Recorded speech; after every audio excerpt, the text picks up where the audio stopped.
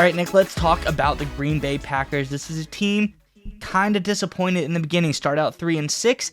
They got a little bit hot in the middle, but now the last 2 weeks it has been very disappointing, and I think it is largely due to the defense and Joe Barry. I think that's what a lot of fans think. That's what a lot of media thinks, and I think it is time for a change for the Packers, and thankfully, it sounds like Joe Barry himself knows that things are about to change. Let's get into the article from The Athletic, and we'll talk about it on the other side. Of course, I reference this is from The Athletic, and it says, asked whether he felt like his back was up against the wall entering the final 3 games of the season, Barry acknowledged as much. "Oh yeah," Barry said, "I read what you guys write, I hear what you say, and when we sign up for this, we know we're getting into, and that's the thing I love about this league."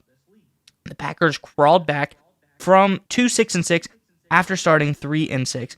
But Barry's defense doomed the team in consecutive games by allowing 209 rushing yards in a loss to the Giants and a perfect passer field to Baker Mayfield last Sunday. "Everything is top down, so everything starts with me," Barry said. "So when things aren't proper, it's my job to get it right, and you'd think at this point things would be running smoothly. But there's a lot of things that take place in NFL games. As I mentioned earlier, there's so many nuances, so many subtleties, and they have to take place on every play with all 11 players, but that's part of my title as coordinator, to get it coordinated, and when it doesn't go right, it's on me, and it's my job to get it done." Well, that kind of makes sense, Nick. I mean, this sounds like a guy who knows, like, hey, it's been my job for things to run smooth on defense. When it doesn't run smooth, it's my responsibility. I'm the one that takes the blame, and it hasn't been running smooth, and you'd think this far into the season, I'd have it under control, but I don't, and he kind of goes on to say, "It's too hard. There's a lot of things going on." That doesn't sound like a defensive coordinator that instills confidence right now.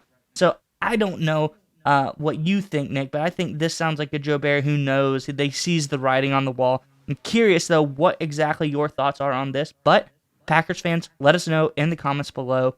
Do you want to keep Joe Barry? Do you want him to go? And if so, let us know maybe a possible replacement option in the comments below. But Nick, what are your thoughts on Joe Barry and the Packers? So earlier in my professional career, I was given some interview advice. If you ever had a situation where you didn't do a good job in a role or a company, you always want to come out publicly in that interview and acknowledge that it's your fault, because it kind of diffuses it, gets it out of the way, and helps prepare you to interview for the next job. That's what Joe Barry is sounding like right here. These public statements to me, and we talk about it all the time with these coaches and GMs and anyone that goes in front of the media, it's usually very cliche, right? We got to run the ball better. We got to tackle better. We got to get after the quarterback. We got to protect the quarterback. We can't turn the ball over. Can't have dumb penalties, yada, yada, yada, yada. It's usually very cliche, cookie cutter. The fact that Joe Barry is being so upfront and honest and direct and taking all this responsibility the way he is right now, I think is a sign that LaFleur and company are like, "Hey, Joe, you're pretty much done. We'll ride out the season. We'll see how it goes."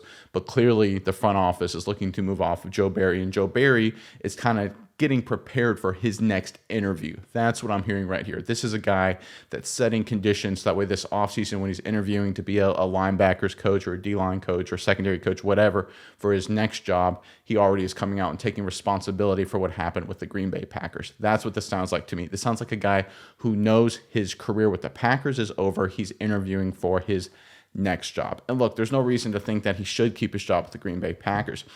I always say this, one of the things that's so clear when it comes to defensive football, sometimes it's about the guys you have, right? If you're really small up front, teams can run the ball up, all day on you. If you don't have enough corners, if you have injuries in the defensive backfield, teams can throw all over you, right? That just happens. That's the NFL. Sometimes you don't have the bodies. But what can happen is week-to-week deviations against average to below-average teams. And that's kind of what you highlighted there, right? They gave up over 200 yards to a not very good Giants team. And then they allowed Baker Mayfield, I'm going to repeat, Baker Mayfield to have a perfect passer rating at home. It's one thing if you couldn't stop the run because you're down to fourth string rookie, undrafted free agent defensive tackles, right?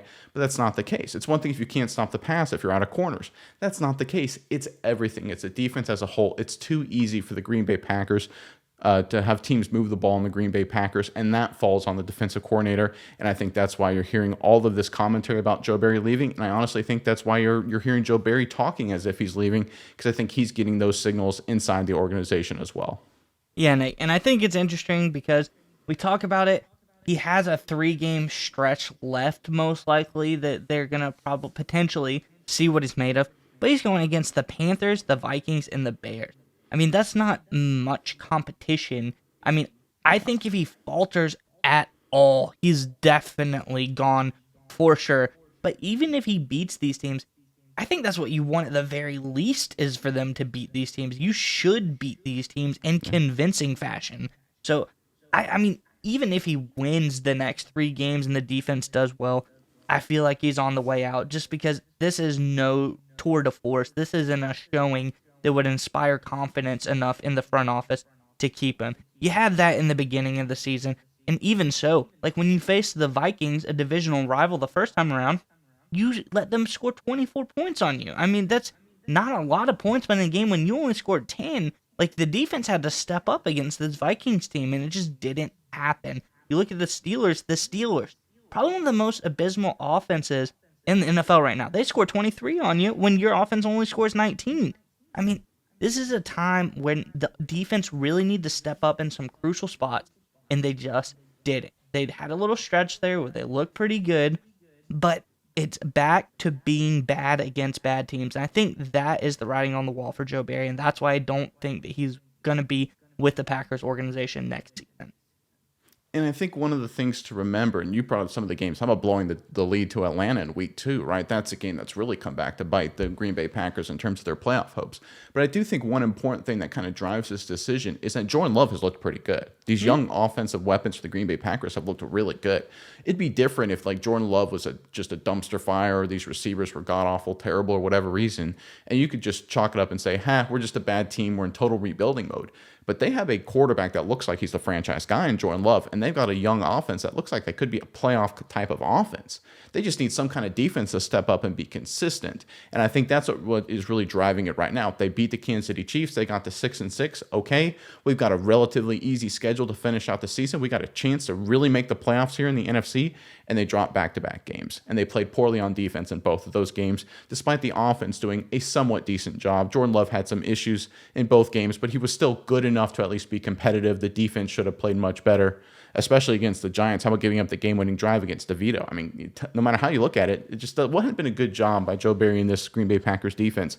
And when you have your franchise quarterback in Jordan Love on the rookie deal, when you've got some young weapons, you cannot be patient with other aspects of your football team. I think that's what's trickling down from LaFleur. I think that's what's trickling down from the front office. And I think it's pretty clear to me, based on the words from Joe Barry and based on other conversations and rumors we're hearing around the Green Bay Packers, that they're preparing to make the move off of Joe Barry. And honestly, it's the right move to make.